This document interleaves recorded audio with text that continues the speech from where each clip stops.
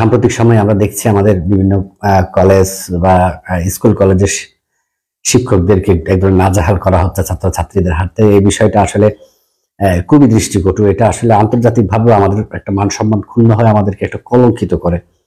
আমাদের শিক্ষকদের যদি কোনো রকমের দলীয় প্রভাবের বিষয় থাকে, তাদের মধ্যে যদি কোনো রকমের সমস্যা থেকে থাকে, তার জন্য একটা স্কুলের একটা গভর্নিং বডি থাকে, তার কাছে যথাযথ আইনি প্রক্রিয়ার মধ্যে তাকে সেই তার যে ওই বিদ্যালয়ে তার যে অবস্থান সেখান থেকে তাকে সরানো যায়। কিন্তু সেটা না করে শিক্ষার্থীরা শিক্ষকদেরকে জোর করে পদত্যাগে বাধ্য করবে, এই বিষয়টা কিন্তু মেনে নেওয়া যায় না। এটা কিছুতে আসলে আমাদের সংস্কৃতির সাথে যায় না। আমরা আমাদের শিক্ষকদেরকে আমাদের পিতা মাতার তুল্য ভাবি, সমতুল্য ভাবি, এবং আমাদেরকে ছোট থেকে যে শিক্ষাটা দেওয়া হয়েছে সেখানে আমাদেরকে এই শিক্ষাটা দেওয়া হয়েছে যে আমাদের পিতা মাতার পরে স্থান হচ্ছে আমাদের শিক্ষকদের স্থান। তো সেক্ষেত্রে শিক্ষকদেরকে আমরা যথাযথ সম্মান অবশ্যই দেব। কোনো শিক্ষকের প্রতি আমাদের কোনো রকমের অনাস্থা থাকলে, তার প্রতি কোনো রকম অভিযোগ থাকলে, তার জন্য একটা শিক্ষা প্রতিষ্ঠানের একটা গভর্নিং বডি থাকে, বা তাও যদি না হয় প্রত্যেকটি উপজেলায় বা প্রত্যেকটি অঞ্চলে কিন্তু একটা করে শিক্ষা মাধ্যমিক শিক্ষা অফিস, প্রাথমিক শিক্ষা অফিস এবং সব ধরনের যে মাদ্রাসা শিক্ষা বোর্ডের জন্য কিন্তু এক ধরনের শিক্ষা অফিস আছে, অধিদপ্তর আছে। সেখানে যথাযথ কর্তৃপক্ষের মাধ্যমে সেই শিক্ষকের বিরুদ্ধে কোনো রকম অনাস্থা বা অভিযোগ থাকলে সেখানে অভিযোগ করে তার বিরুদ্ধে ব্যবস্থা নেওয়া যায়। কিন্তু সেই ব্যবস্থাটা আমরা চাই না যে আমাদের শিক্ষার্থীরা যারা আছে এই বয়সে তারা আইন হাতে তুলে নিক। যদি এই বয়সে তারা আইন হাতে তুলে নেওয়ার মতো এত বড় একটা ভুল করে বসে, তাহলে ভবিষ্যতে তাদের মধ্যে এই বিষয়টা আরো বেশি ব্যাপ্তি ছড়াবে বা তারা আরো অপরাধে যুক্ত হয়ে যেতে পারে। তো আইনের বিষয়গুলো আইনের হাতে ছেড়ে দেওয়া উচিত, এবং দেশে একটা রাষ্ট্রীয় সরকার থাকে, এবং সেই সরকারের প্রত্যেকটা বিষয়ে আলাদা আলাদা আইন কানুন আছে। সেই আইন কানুনের বাইরে গিয়ে কেউ আইন হাতে তুলে নিক, এটা আমাদের কারোরই কাম্য নয়। আমরা প্রত্যাশা করব যে যেসব শিক্ষার্থীরা তাদের বিদ্যালয়ের বা তাদের যাই হোক তাদের শিক্ষা প্রতিষ্ঠানে কোনো শিক্ষকের বিরুদ্ধে তাদের কোনো অভিযোগ থাকলে, তাদের বিরুদ্ধে কোনো রকম অনাস্থা থাকলে, সেগুলো যথাযথ কর্তৃপক্ষকে আবেদন করে তার বিরুদ্ধে ব্যবস্থা নেওয়াটাই ভালো। আজকে একটা ভিডিও দেখলাম, খুবই মর্মান্তিক। সেটা একজন শিক্ষক কিন্তু রীতিমতো হার্ট অ্যাটাক করে বসেছেন, তাকে নিয়ে পরে হসপিটালে নেওয়া হচ্ছে। এই বিষয়গুলো আমি মনে করি আমাদের যথাযথ কর্তৃপক্ষের একটু দৃষ্টি দেওয়া দরকার, কারণ এই ধরনের বিষয় আমরা আমাদের এই সংস্কৃতিতে আমাদের সমাজে ছিল না। আমরা আমাদের শিক্ষকদেরকে আমাদের পিতৃতুল্য মাতৃতুল্য ভাবি, তাদের সম্মান যেন অটুট থাকে সেই বিষয়টা আমাদের সবাইকে ভাবতে হবে, এবং এটা ভাবাটা অবশ্যই জরুরি। এবং আমরা যারা পিতা মাতা বা অভিভাবক আছি, আমাদের সন্তানদেরকেও সেই বিষয়টা বলা দরকার। আমাদের শিক্ষাঙ্গনে যে ঘটনাগুলো ঘটছে আমাদের শিক্ষকদের উপর, এই বিষয়গুলো নিয়ে এখনই এই মুহূর্ত থেকে একটু ভাবনা চিন্তার দরকার। এই কারণে যে আমাদেরকে মনে রাখতে হবে, আমি যে কথাটা বলছিলাম, আমাদের শিক্ষকদের প্রতি আমাদের যে কোনো ধরনের অভিযোগ থাকতেই পারে, অনাস্থা থাকতেই পারে। আর বেশিরভাগ শিক্ষা প্রতিষ্ঠানে একটা দলীয় বিষয় ছিল, এটা আমরা অস্বীকার করছি না। কিন্তু সেই শিক্ষকটাকে সরাতে হলে তার জন্য যথাযথ আইনি ব্যবস্থা আমাদের প্রচলিত আইনে আছে, এবং প্রত্যেকটা শিক্ষা বোর্ডে এই বিষয়টা নিয়ে কথা বলা যায়, এবং এটার বিষয়টা নিয়ে যে সকল আইনি প্রক্রিয়ার মাধ্যমে ব্যবস্থা নেওয়া দরকার, সেই আইনি প্রক্রিয়ার মাধ্যমে নেওয়া দরকার।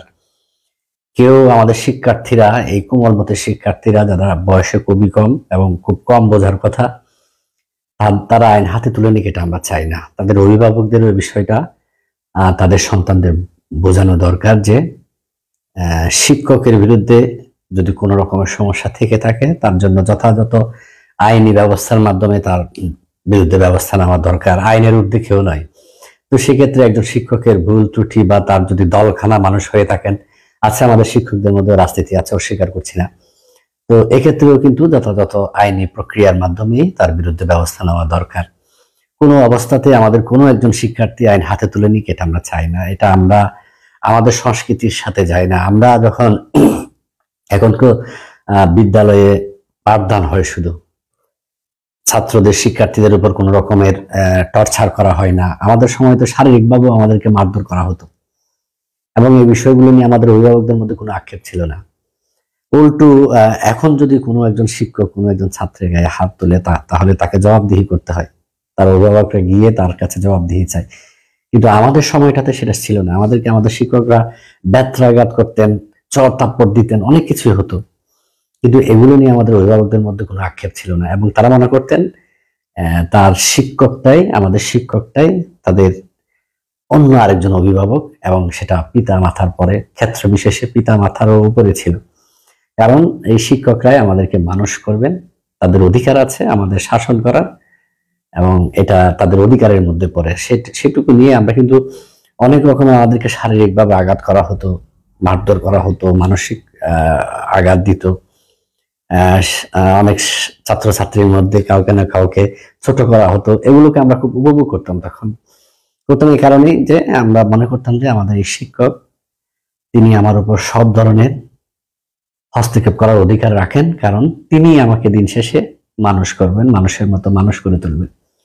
তো আজকে যারা শিক্ষার্থীরা আছে বিভিন্ন বিদ্যালয়ে, কলেজে বা মাধ্যমিক বিদ্যালয়, উচ্চ মাধ্যমিক বিদ্যালয়, এমনকি প্রাইমারি স্কুলে দেখলাম এই বিষয়টা, এটা আসলে মেনে নেওয়া যায় না। এটা আমাদের শিক্ষার্থীদের বুঝতে হবে, ওই শিক্ষকটা যদি কোনো অবস্থাতে ওই বিদ্যালয়ে প্রয়োজন না হয়, তাহলে তার জন্য দয়া করে যথাযথ মাধ্যম ব্যবহার করে সেই শিক্ষকের বিরুদ্ধে ব্যবস্থা নেওয়া হোক।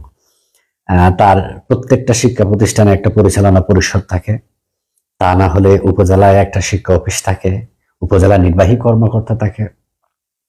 তিনিও চাইলে তার কাছে অভিযোগ করলে, উপজেলা নির্বাহী অফিসারের কাছে অভিযোগ করলেও তিনি তার নির্বাহী ক্ষমতা বলে ওই শিক্ষকের বিরুদ্ধে ব্যবস্থা নিতে পারেন। সেক্ষেত্রে সেটা আইনি কাঠামোর মধ্যে পড়ে। তো আমি চাই না যে আমাদের শিক্ষার্থীরা তাদের আইন তাদের হাতে তুলে নিক, এবং কোনো অবস্থাতেই সেটা আমাদের শিক্ষার্থীদের কাছে আমরা প্রত্যাশা করি না। এবং তাদের সুন্দর ভবিষ্যতের জন্য এই অল্প বয়সী এই সময়টাতে, তাদের বেড়ে ওঠার সময়টাতে তারা কোনো বেআইনি কাজে নিজেকে সম্পৃক্ত করুক, এটা আমরা চাই না। যে বিষয়টা আমাকে খুব আঘাত করেছে এবং আমি খুব ব্যথিত হয়েছি এটা দেখে, যে শিক্ষকদের উপর এই ধরনের নাজাহাল করা, তাদেরকে অপমানিত করার অধিকার আমাদের শিক্ষার্থীদের নাই। একদিন হলেও আমাদের শিক্ষার্থীদের শিক্ষক তারা, তাদের বিরুদ্ধে যেটা বলছি, তাদের বিরুদ্ধে কোনো অভিযোগ থাকলে তার জন্য যথাযথ আইনি প্রক্রিয়ার মাধ্যমে নেওয়া দরকার, এবং তারাও এই বয়সে সে আইনি প্রক্রিয়ার মধ্যে যাক, এবং তারাও শিক্ষার্থীরাও বুঝিয়ে দিক যে তারাও আইন কানুন বুঝে, এবং তারা কখনো আইন নিজের হাতে তুলে নেয় না। আজকে যারা এখানে উপস্থিত আছে তাদের মাধ্যমে আমিও সংশ্লিষ্ট কর্তৃপক্ষকে জানাতে চাই যে এই বিষয়টা আমাদের জাতি হিসেবে আমরা অপমানিত বোধ করছি। এটা লজ্জাজনক বিষয় যে আমাদের কোমলমতি শিক্ষার্থীরাই তাদের শিক্ষকদেরকে নাজেহাল করবে, হেনস্থা করবে, এমনকি ক্ষেত্র বিশেষে তাদের উপর শারীরিক আক্রমণ করবে। এটা আমরা সবাই অপমানিত এই বিষয়টা নিয়ে, শুধু ওই শিক্ষকটা না, আমাদের পুরো সমাজটাই একটা চিত্র ফুটে উঠছে। এরকম বোঝা যাচ্ছে যে আমাদের শিক্ষার্থীদের মধ্যে, নিজেদের মধ্যে ঐক্য নেই, সমন্বয় নেই, এরকম একটা বিষয় ফুটে উঠছে। এই বিষয়টা সংশ্লিষ্ট কর্তৃপক্ষ যারা আছে তারা মানে তাৎক্ষণিক, আমার মনে হয় এখন এই মুহূর্ত থেকে এটার একটা ব্যবস্থা নেওয়া দরকার। এবং আরো একটা বিষয় যেটা আমি বলছিলাম শুরুতে, যে রাজনীতি আসলে আমাদের সব ক্ষেত্রে আছে, আমাদের একদম সকল সেক্টরে কিন্তু রাজনীতি আছে, এবং এখানে বিভেদ আছে, মতনৈক্য আছে, মতৈক্য খুব কম। তো সেক্ষেত্রে এরকম কোনো বিষয়, কোনো রাজনৈতিক দলখানা মানুষ যদি শিক্ষকতার পেশার সাথে থাকেন, এবং তার দ্বারা যদি ওই শিক্ষা প্রতিষ্ঠানের কোনো ক্ষতি হয়ে থাকে এবং শিক্ষার্থীদের মধ্যে কোনো বিরূপ প্রভাব পড়ে থাকে, তার বিরুদ্ধে যথাযথ শিক্ষা সংশ্লিষ্ট দপ্তর ব্যবস্থা নেবেন, এবং সেটার জন্য শিক্ষার্থীরা এগিয়ে আসতে পারে, তারাই বিষয়টা সংশ্লিষ্ট কর্তৃপক্ষের নজরে আনতে পারে। কিন্তু কোনো অবস্থাতেই কোনো শিক্ষককে জোরপূর্বক পদত্যাগ করিয়ে নেওয়াটা উচিত হচ্ছে না। আর আমি মনে করি বাংলাদেশের প্রচলিত আইনে একজন শিক্ষককে একটা সাদা কাগজ ধরিয়ে দিয়ে তার নিচে সই করে নিলে সেটা পদত্যাগ হয় না, তার জন্য আরো কতগুলো প্রক্রিয়ার প্রয়োজন পড়ে। তো এই প্রক্রিয়াগুলো অনুসরণ করা হচ্ছে কিনা আমি জানি না, সংশ্লিষ্ট দপ্তর সেটা জবাব দেবেন। কিন্তু এখনো সময় আছে যে আমাদের শিক্ষার্থীদের এই বিষয়টা নিয়ে তাদের মধ্যে একদম সচেতনতা তৈরি করা দরকার, অভিভাবকদের বিষয়ে এগিয়ে আসা দরকার, সরকারের সংশ্লিষ্ট দপ্তর মন্ত্রণালয় যারা আছেন তাদের এই বিষয়টা একটু দেখা দরকার, যে শিক্ষকদেরকে এই বিষয়টাতে যেন তাদেরকে কোনো অবস্থাতে নাজেহাল করা না হয়, এবং কোনো শিক্ষকের বিরুদ্ধে সুনির্দিষ্ট অভিযোগ থাকলে তার জন্য সরকারি যথাযথ ব্যবস্থা নেবে। কোনো শিক্ষার্থী যেন আইনকে নিজের হাতে তুলে না আনে, শিক্ষার্থীদের এই ব্যাপারটা একটু হুঁশিয়ার করে দেওয়া দরকার বলে আমি মনে করি। আশা করি সংশ্লিষ্ট কর্তৃপক্ষ যারা আছেন তারা বিষয়টা ভেবে দেখবেন। অবশ্যই একটা শিক্ষা প্রতিষ্ঠান আমাদেরকে মানুষ, আমরা বলি আমাদের শিক্ষকরা আমাদের মানুষ করার কারিগর, ওখান থেকে আমরা ভালো মন্দ যা হয়ে বের হই। তো সেক্ষেত্রে আমি বারবারই আবার প্রসঙ্গটা বলছি যে শিক্ষকদের মধ্যেও দলকানা শিক্ষক থাকতে পারে, অসম্ভব কিছু না।